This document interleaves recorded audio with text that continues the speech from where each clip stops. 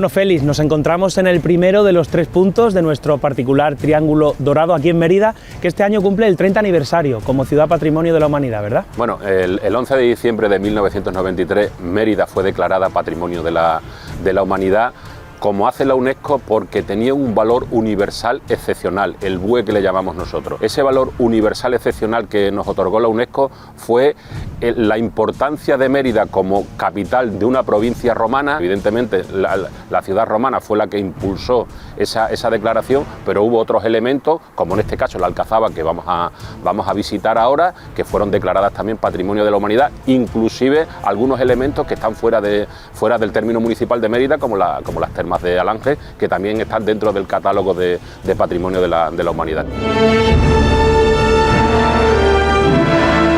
Bueno, estamos en la Alcazaba árabe de Mérida, una fortaleza militar que se construyó en el año 835 por Azerramán II, y que nos habla también de la importancia que tuvo Mérida, no solo en época romana, sino en otras épocas posteriores.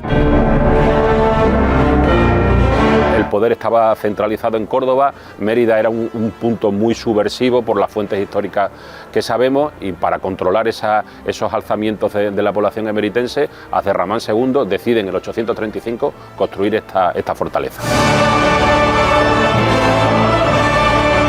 La Alcazaba árabe se hace en un punto estratégico de la ciudad romana para controlar el paso de todo aquel que visitaba Mérida a través del puente romano. Tiene unos elementos muy característicos, como uno de ellos es el aljibe, que está a mis espaldas. Para su construcción reutilizan materiales de épocas anteriores, en este caso materiales de época visigoda, probablemente de índole religiosa, para proclamar el triunfo del Islam sobre el cristianismo. Bueno, y ahora, si os parece, nos vamos a ver el segundo punto de ese magnífico triángulo.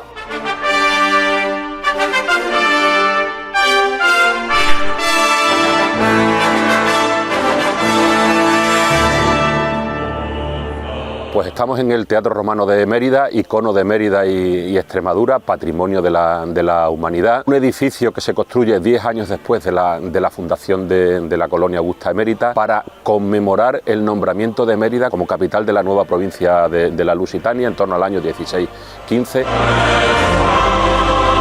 Aquí lo que se refleja era un espacio, lógicamente, de ocio, donde la gente venía a disfrutar de las representaciones teatrales, pero sobre todo era de representación del poder imperial. Quizás lo que muy poca gente conoce es que el Teatro Romano de Mérida en el siglo XVIII fue una plaza de toros. Hay que entender que solo se conservaba parte del graderío, el semicírculo del graderío, y los constructores de la plaza hicieron otro semicírculo alrededor para completar esa plaza. Hay que entender que el nivel de suelo estaba mucho más elevado del que conocemos ahora, y digamos, esa es una de las anécdotas de este espacio tan magnífico, que es un espacio vivo, que tiene una historia muy interesante detrás. Siempre parte del graderío superior se vio, y es lo que dio lugar a esa famosa leyenda tan bonita en Mérida, que es la de las 7 sillas, donde se sentaban los 7 reyes moros a decidir el destino de la ciudad.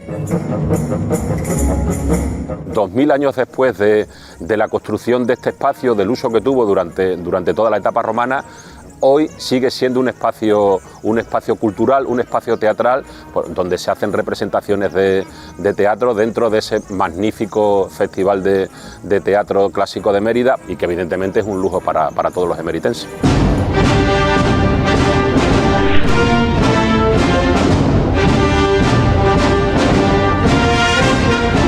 Bueno, Trinidad, ya estamos en el tercer punto de nuestro Triángulo Dorado, un lugar imprescindible, ¿verdad? Bueno, pues estamos en uno de los templos del mundo clásico, del mundo antiguo. Detrás nos encontramos con uno de los emblemas del Museo Emeritense, que es la decoración monumental del Foro Colonial de Augusta Emérita. Y lo que estamos viendo aquí son símbolos del poder romano. Los personajes que están en la parte inferior son reproducciones de los seres legendarios de la historia de Roma, y en la zona superior vemos esos grandes medallones y clipios que asemejan escudos siempre relacionados con ese ambiente militar, con ese sentimiento del Imperio Romano de poder, de conquista, de colonización, etc.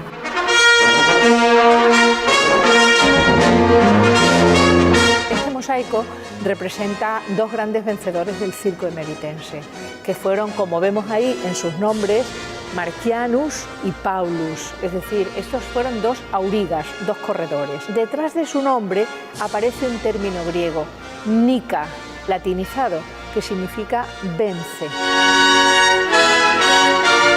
Este mosaico era de una habitación. Nos podemos dar idea cómo era esa casa y vemos que está en el centro un medallón que está casi perdido, donde iba una escena de carácter báquico con el dios Baco, el cortejo de Ménades, etc. Bueno, es un mosaico muy interesante, ya se fecha en una época tardía, en el siglo IV, y es una de las piezas estrellas de la colección del Museo Nacional de Arte Romano por toda la información que nos proporciona.